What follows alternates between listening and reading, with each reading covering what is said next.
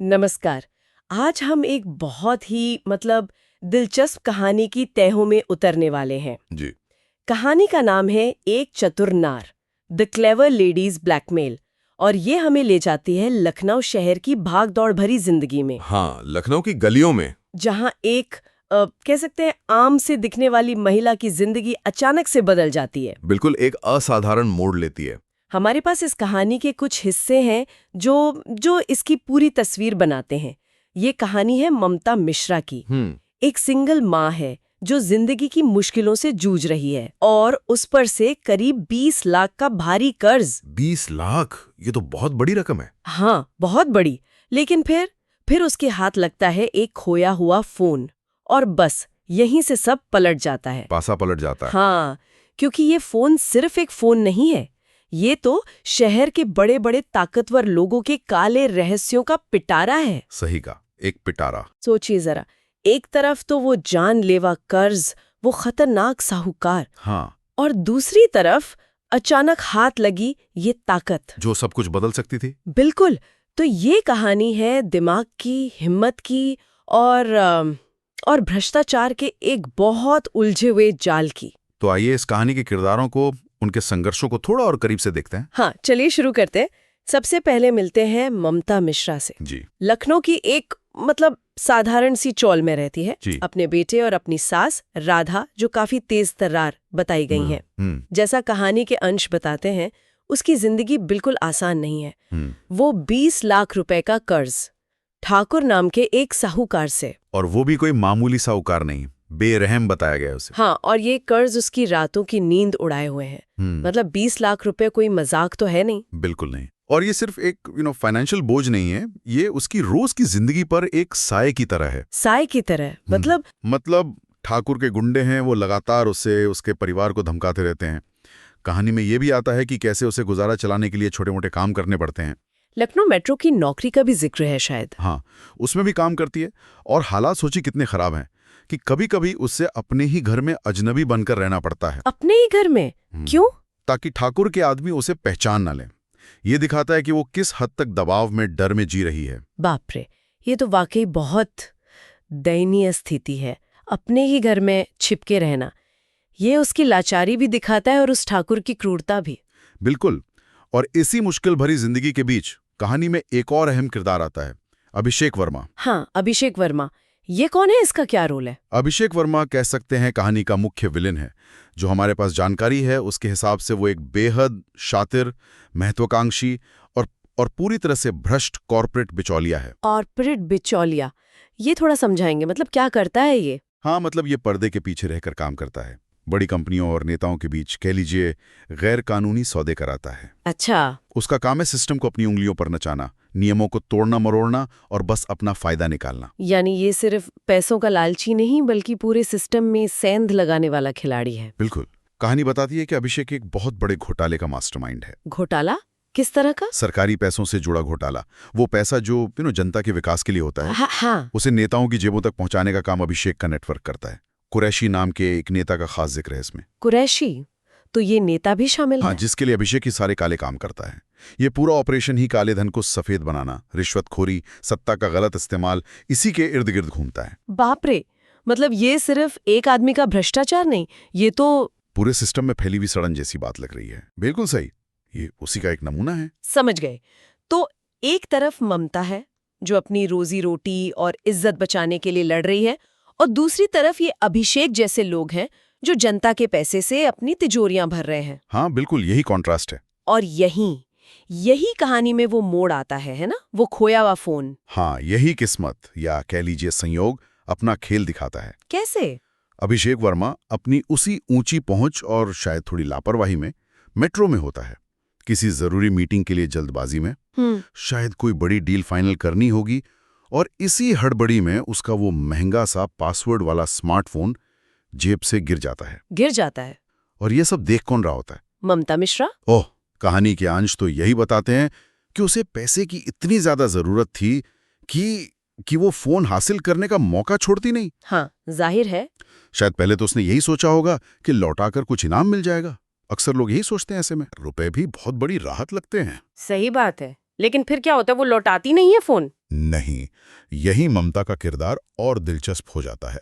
उसकी जो स्वाभाविक जिज्ञासा है या शायद जिंदगी के थपेड़ों से मिली चतुराई, वो काम कर जाती है। मतलब कहानी ये बताती है कि वो किसी तरह फोन को अनलॉक कर लेती है। अनलॉक कर लेती है, पासवर्ड वगैरह होगा? हाँ, पासवर्ड प्रोटेक्टेड था, पर वो कामयाब हो जाती है और फोन खुलते ही उसके सामने खुलता है एक पैंडोरा बॉक्स। पैंडोरा बॉक्स मतलब राजों का पिटारा? क्या मिलता है उसे फोन में? दो खास तरह की चीजें। पहला तो अभिषेक का उसके सेक्रेटरी के साथ एक कह सकते हैं बेहद निजी और स्कैंडलस वीडियो। ओह, ये अपने आप में ब्लैकमेल के लिए काफी हो सकता था, लेकिन इससे भी कहीं ज्यादा विस्फोटक चीजें थी उस फोन में। इससे भी ज्यादा क्या?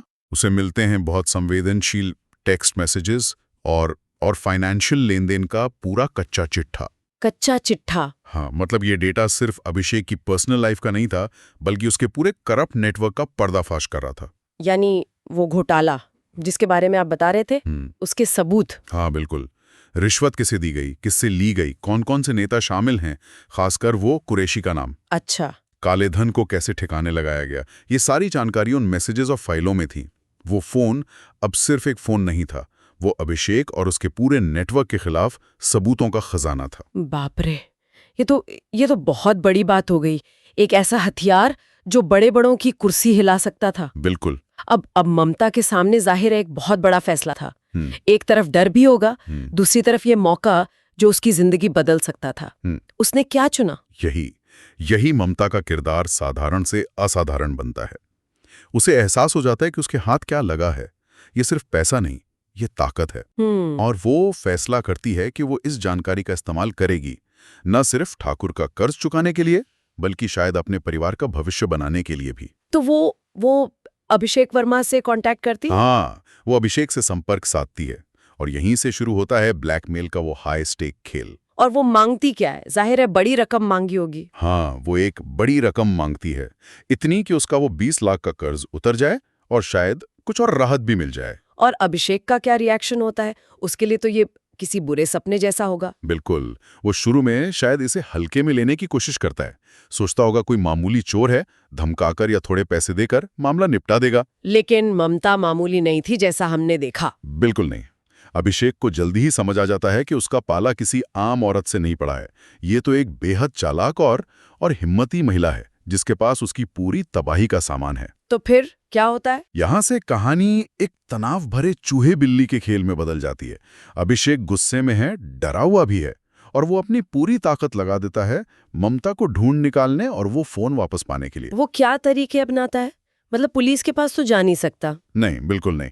वो पहले तो धमकियों का इस्तेमाल करता है और फिर वो सिस्टम के एक और भ्रष्ट पुर्जे को शामिल करता है, इंस्पेक्टर त्रिलोकी। इंस्पेक्टर त्रिलोकी? ये कौन है? कहानी के हिसाब से त्रिलोकी एक लालची, मौकापरस्त पुलिस वाला है, जो अपने फायदे के लिए किसी भी हद तक जा सकता है। ओह, मतलब पुलिस वाला भी मिला हुआ है? हाँ, अभिषेक उसे ममता को पकड़ने का काम सौंपता है, शायद कुछ इनाम या प्रमोशन का लालच देकर। ये दिखाता है कि कैसे भ्रष्टाचार का ये नेटवर्क एक दूसरे को बचाता भी है और इस्तेमाल भी करता है। तो अब ममता के पीछे सिर्फ अभिषेक ही नहीं, बल्कि पुलिस का एक भ्रष्ट अफसर भी पड़ गया। उसकी मुश्किलें तो और बढ़ गई होंगी। हाँ, मुश्किलें बढ़ी, लेकिन यही ममता की चतुराई और ज्यादा निखर कर सामने आती है। कहानी का एक बहुत दिलचस्प पहलू यह है कि ममता हर बार अभिषेक और त्रिलोकी से एक कदम आगे रहती है। अच्छा, कैसे? वो अपने साधारण पहनावे का, अपनी वो आम औरत वाली छवि का और अपनी हाजिर जवाबी का इस्तेमाल करके उन्हें चकमा देती रहती है। मतलब? वो भीड़ में ऐसे घुल मिल जाती है, पहचान बदल लेती है, ऐसी जगहों पर मिलने बुलाती है जहां उसे पकड़ना मुश्किल हो। वो लगातार उन्हें दौड़ाती रहती है। और अभिषेक की हर नाकामी का नतीजा क्या होता है? नतीजा ये होता है कि ममता का कॉन्फिडेंस बढ़ता जाता है और वो अपनी मांगे और बढ़ा देती है। क्या बात है! मतलब जितना वो पकड़ने की कोशिश करते वो उतनी ज्यादा रकम मांगती है। हाँ, ये एक तरह का साइकोलॉजिकल प्रेशर भी है। वो अभिषेक को उसकी चालों से मात दे रही है। ये तो कमाल है। लेकिन एक मिनट, हमें ये नहीं भूलना चाहिए कि ममता के पीछे एक और खतरा भी था, वो साहूकार ठाकुर। उसका क्या हुआ? हाँ, ये कहानी का एक और बहुत दिलचस्प मोड़ है। ठाकुर और उसके गुंडे, वो भी लगातार ममता की तलाश में है, अपना 20 लाख रुपए वसूलने के लिए। तो मतलब एक ही शिकार के पीछे दो शिकारी, अभिषेक और ठाकुर। बिल्कुल। तो स्थिति ये बन जाती है कि एक ही शिकार यानी ममता, उसके पीछे दो ताकतवर शिकारी पड़े हैं। एक अभिषेक और उसका टूल त्रिलोकी, और दूसरा वो ठाकुर। इससे कहानी में जबरदस्त तनाव और सस्पेंस पैदा होता है। इसमें एक तरह का व्यंग्य भी छुपा है ना कि शहर के दो अलग अलग तरह के अपराधी, एक सफेद पोश, दूसरा गली का गुंडा, हाँ, अनजाने में एक ही टारगेट के पीछे भाग रहे हैं। बिल्कुल। और ये दिखाता है कि ममता कितनी कुशलता से इन दोनों खतरों के बीच बैलेंस बना रही है। वो एक तरफ अभिषेक को ब्लैकमेल कर रही है, दूसरी तरफ ठाकुर से बच रही है। शायद वो अभिषेक से मिलने वाले पैसों से ही ठाकुर का कर्ज चुकाने की सोच रहे होगी। हो सकता है वो अनजाने में ही सही इन ताकतवर लोगों के आपसी टकराव और उनके भ्रष्टाचार का ही फायदा उठा रही है। वो सिस्टम की खामियों को ही अपने बचाव के लिए इस्तेमाल कर रही है। लेकिन कहानी सिर्फ बचने और पैसा कमाने तक ही नहीं रहती, जैसा आपने शुरू में इशारा किया था। नहीं, इसमें एक बड़ा मोड़ आता है बदले का। ये कब और कैसे सामने आता है? हाँ, क्लाइमैक्स के पास पहुंचते पहुंचते कहानी एक बहुत गहरा मोड़ लेती है। ये सिर्फ सर्वाइवल या ब्लैकमेल की कहानी नहीं रह जाती। ये एक सोची समझी साजिश, एक प्रतिशोध की कहानी बन जाती है। प्रतिशोध? हाँ, यहाँ एक बहुत महत्वपूर्ण खुलासा होता है। पता चलता है कि ममता का अभिषेक और उसके इस भ्रष्ट नेटवर्क को निशाना बनाने का एक बेहद निजी और दर्दनाक कारण था। निजी कारण? मतलब ये सिर्फ इत्तेफाक नहीं था कि फोन उसी के हाथ लगा। फोन मिलना शायद इत्तेफाक था, लेकिन उसका इस्तेमाल करने का मकसद सिर्फ पैसों की जरूरत नहीं रह गया था। कहानी ये बताती है कि जिस भ्रष्टाचार और घोटाले का पर्दाफाश उस फोन से हुआ, हाँ, वो सीधे तौर पर ममता के अतीत के एक बड़े हादसे से जुड़ा था। उसके पति की मौत और उसके परिवार पर आया ये 20 लाख का भारी कर्ज, वो उसी वित्तीय घोटाले या बर्बादी का नतीजा था जिसे अभिषेक और वो नेता कुरैशी जैसे लोग अंजाम दे रहे थे। क्या मतलब? हाँ, शायद उसके पति की नौकरी चली गई थी या उनका कोई इन्वेस्टमेंट डूब गया था, जिसका सीधा कनेक्शन इसी घोटाले से था। ये तो पूरी कहानी का नजरिया ही बदल देता है। हाँ। इसका मतलब है कि ममता अनजाने में उन्हीं लोगों को ब्लैकमेल कर रही थी जो उसकी जिंदगी की इस तबाही के लिए जिम्मेदार थे। बिल्कुल। और ये खुलासा ममता के किरदार को एक नई गहराई देता है। अब वो सिर्फ एक मजबूर औरत नहीं लगती जो मौके का फायदा उठा रही है। नहीं, अब वो एक ऐसी महिला नजर आती है जो अन्याय का बदला ले रही है। उसके हर कदम, उसकी हर चाल अब सिर्फ बचाव के लिए नहीं, बल्कि इंसाफ हासिल करने की एक कोशिश लगती है। हाँ, अब उसका ब्लैकमेल भी एक अलग मायने रखता है। मतलब ये सवाल उठता है कि क्या गलत तरीके से सही बदला लेना जायज है? हाँ, ये नैतिक सवाल कहानी छोड़ जाती है। ये वाकई एक बहुत दमदार मोड़ है। तो अब जब ममता का मकसद सिर्फ पैसा नहीं बल्कि बदला भी है, तो उसका आखिरी कदम क्या होता है? वो इन ताकतवर लोगों का सामना कैसे करती है? यहाँ एक और बात सामने आती है। ममता अकेली नहीं है। कहानी ये भी दिखाती है कि मुश्किल वक्त में अपने समुदाय का, अपने लोगों का साथ कितना मायने रखता है। अच्छा, उसे मदद मिलती है? हाँ, उससे अपनी चौल के, अपने जैसे आम लोगों का साथ मिलता है। शायद वो लोग भी कहीं ना कहीं उसी सिस्टम के सताए हुए हैं, और इन लोगों की मदद से ममता एक आखिरी बहुत ही विस्तृत और चालाकी भरी योजना बनाती है। एक आखिरी दाव, मास्टर स्ट्रोक? हाँ, बिल्कुल, एक मास्टर स्ट्रोक। वो एक ऐसा जाल बिछाती है जिसमें अभिषेक वर्मा, वो भ्रष्ट इंस्पेक्टर त्रिलोकी और नेता कुरैशी के आदमी सब एक साथ फंस जाते हैं। कैसे? वो उनकी आपसी कमजोरियों का, उनके लालच का और उनके एक दूसरे पर अविश्वास का फायदा उठाती है। वो ऐसी स्थिति पैदा करती है जहां उनके सारे काले राज एक साथ खुल जाते हैं और वो एक दूसरे के ही खिलाफ हो जाते हैं। अच्छा, मतलब आपस में ही भिड़ जाते हैं। हाँ, शायद सबूत मिटाने या खुद को बचाने की कोशिश में वो उन्हें उनके ही खेल में मात देती है, उनके ही हथियारों से। कमाल है। बिल्कुल, वो उन्हें आपस में ही लड़वा देती है।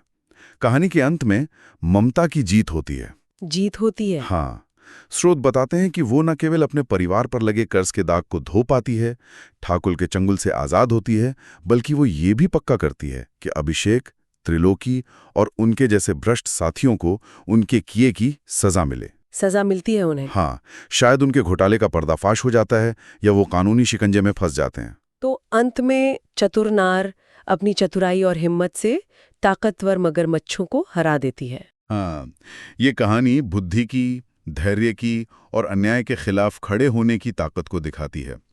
एक आम औरत जिसे सिस्टम ने किनारे कर दिया था, वो उसी सिस्टम के भ्रष्ट एलिमेंट्स को घुटनों पर ले आती है। ये भ्रष्टाचार पर आम इंसान की जीत का एक प्रतीक बन जाती है। बिल्कुल। तो ये थी कहानी एक चतुर नार की।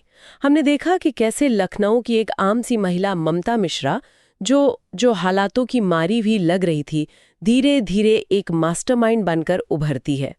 वो न सिर्फ खतरनाक सिचुएशन से बच निकलती है, बल्कि उन लोगों से बदला भी लेती है जिन्होंने उसकी जिंदगी तबाह की थी।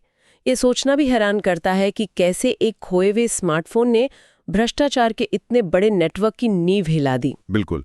और ये कहानी हमें कई लेवल्स पर सोचने पर मजबूर करती है। पहला तो जैसा हमने डिस्कस किया कि किस तरह जरूरत और मजबूरी इंसान को ऐसे कदम उठाने पर मजबूर कर सकती है जिनके बारे में उसने कभी सोचा भी ना हो। हाँ, मानवीय स्वभाव की जटिलता। बिल्कुल। दूसरा, ये हमारे समाज और सिस्टम में फैले हुए भ्रष्टाचार पर एक कड़वी सच्चाई है। कैसे सत्ता और पैसे का घरजोड़ आम आदमी की जिंदगी को रौंद सकता है। और तीसरा, जो शायद आज के डिजिटल युग में सबसे ज्यादा जरूरी है, जानकारी की ताकत। जी, है ना? हाँ, ये सबसे महत्वपूर्ण सबक है। इस कहानी में वो स्मार्टफोन सिर्फ एक डिवाइस नहीं था, वो इन्फॉर्मेशन का भंडार था, और जानकारी ही असली ताकत है। आज के जमाने में डेटा ही नया सोना है, नया हथियार है। ये कहानी दिखाती है कि अगर सही जानकारी सही हाथों में पड़ जाए और उस इंसान में हिम्मत और चतुराई हो, हाँ, तो वो बड़े से बड़े ताकतवर और भ्रष्ट सिस्टम को भी चैलेंज कर सकता है, उसे हिला सकता है। ये एक बहुत ही पावरफुल विचार है। एक आम इंसान की एजेंसी, उसकी ताकत, अगर उसे सही जानकारी मिल जाए। बिल्कुल। ममता मिश्रा का किरदार इसी बात का प्रतीक है। तो इस कहानी की गहराई में उतरने के बाद एक सवाल मन में जरूर उठता है। सवाल ये कि हमारे आसपास असल जिंदगी में ऐसे कितने छिपे हुए भ्रष्टाचार के जाल होंगे? कितने अभिषेक वर्मा और कितने कुरैशी पर्दे के पीछे अपना खेल खेल रहे होंगे, जिनके काले कारनामों के राज शायद बस एक छोटी सी चूक, एक खोया हुआ फोन या किसी एक इंसान की हिम्मत के सामने आने का इंतजार कर रहे हैं। क्या हर शहर में, हर व्यवस्था में एक चतुर नार मौजूद है जो सही वक्त का इंतजार कर रही है? ये सोचने वाली बात है।